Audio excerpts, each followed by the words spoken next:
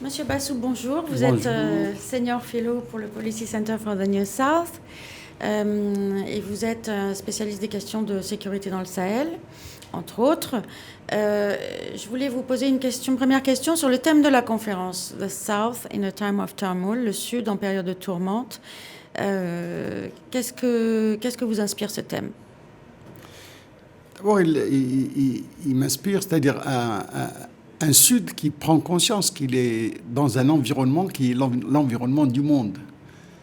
Et si le temps dans le monde est à la tourmente, comment le Sud pourrait-il, si vous voulez, réagir à tout ça, d'autant plus que le Sud a toujours été l'objet des narratifs. Il n'a jamais été le sujet dans le narratif.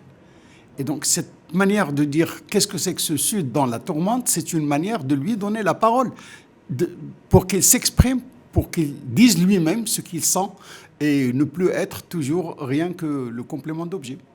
C'est vrai. D'ailleurs, il y a deux chapitres du rapport Atlantic Currents qui correspond au thème de la conférence et qui est en train d'être présenté au moment où nous parlons, qui porte sur l'état du monde post-américain et qui pose la question de l'avenir de l'Europe carrément. Je trouve que c'est très intéressant ce point de vue du Sud sur des enjeux du Nord. Et il y a une inquiétude au Sud sur l'avenir de l'Europe, ce dont on n'entend jamais parler en Europe, et c'est d'une originalité totale.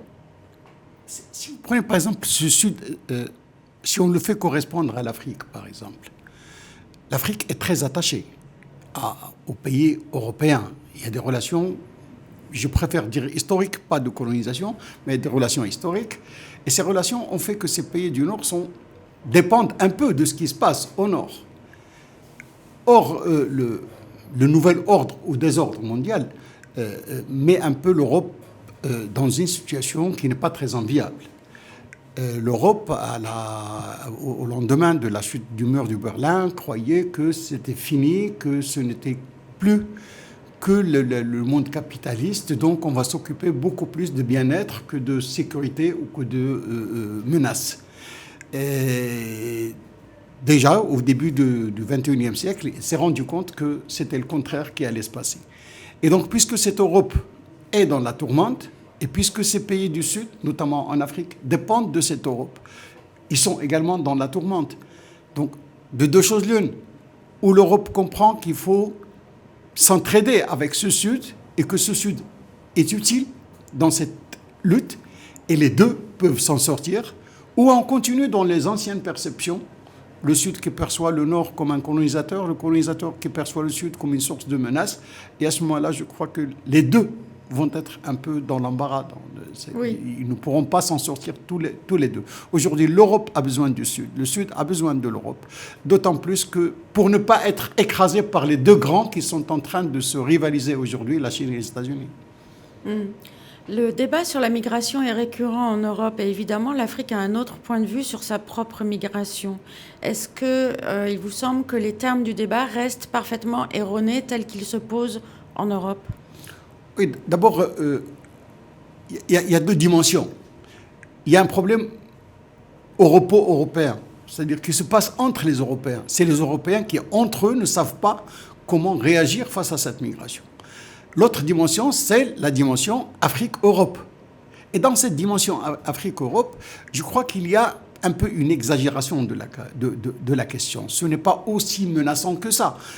Bon, il y a eu ce flux de 2015, et ce flux de 2015, d'ailleurs, où les Africains n'étaient pas, qui n'était pas dû aux Africains, qui a créé un traumatisme dont sont victimes les Africains aujourd'hui.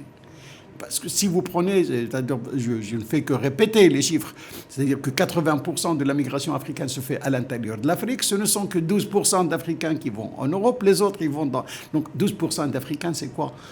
Si toute l'Europe n'abrite que 9 millions, je crois, d'Africains, 5 pays africains abritent 9 millions de réfugiés africains. Donc, ce problème de migration, je crois qu'il est un peu exagéré, oui, et on ne le prend pas du bon côté.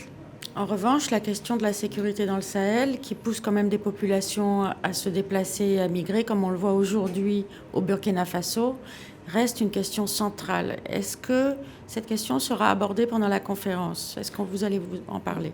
Oui, déjà, la présentation d'Atlantic Current, j'ai entendu Rida Yamouri déjà parler de cette question du Sahel qui est peut-être aujourd'hui, il est au point le plus difficile que l'on peut croire. Parce que la question, comment s'en sortir? Est-ce qu'il faut s'en sortir par l'aspect sécuritaire, c'est-à-dire par l'action sécuritaire? Je crois que ça démontre qu'on ne peut pas. 2013, les gens n'étaient qu'au nord du Mali. Aujourd'hui, ils sont déjà aux confins du Bénin, donc aux confins du Burkina pour atteindre le Bénin. Donc, comment s'en sortir? Et je crois qu'on s'est mal pris au début. Dès le début, on s'est mal pris. On a cru qu'en mettant des moyens militaires, qu'en mettant des moyens sécuritaires, on pourrait venir à bout de ce fléau. Et on n'a pas compris que dans tous les conflits contre-insurrectionnels, c'est la population qui compte.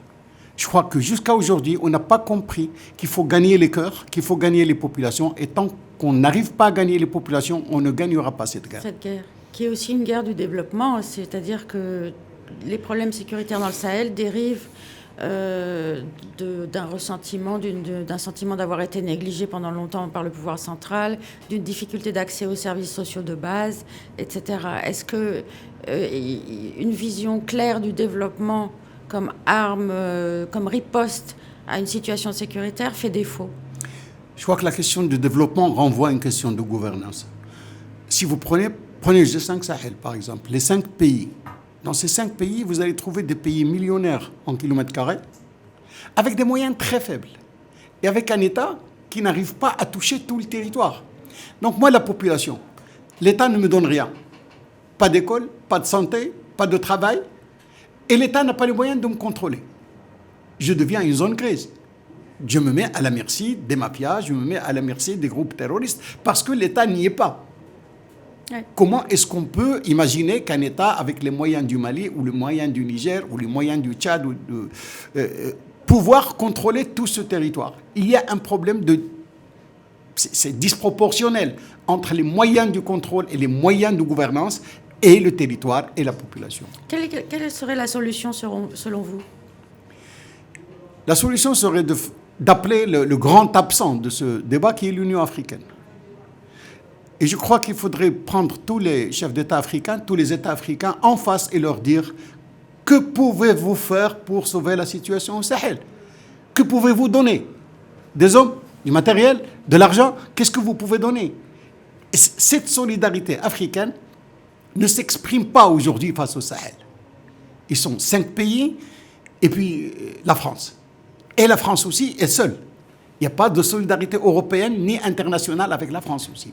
Donc c'est cette question. Ni la communauté internationale, ni la communauté africaine ne s'intéressent à cette question de la manière dont il faut qu'ils s'y intéressent. On a vu des casques blancs de l'ECOMOG intervenir dans les guerres civiles au Libéria et en Sierra Leone. Est-ce que cette force panafricaine fait défaut aujourd'hui? 1 minute. Oui, cette force africaine fait défaut. On nous parle de stand-by forces, des forces africaines en attente. Ils sont où? Depuis leur création, ça fait plus de 10 ans. Ils sont où? Et pour la question du Sahel, où est le bataillon de l'Afrique de l'Ouest? Mais on ne les voit pas. Maintenant, s'il faut à chaque problème créer une force ad hoc, on ne s'en sortira jamais. D'accord. Merci beaucoup, M. Bassou. Merci. Bonne conférence.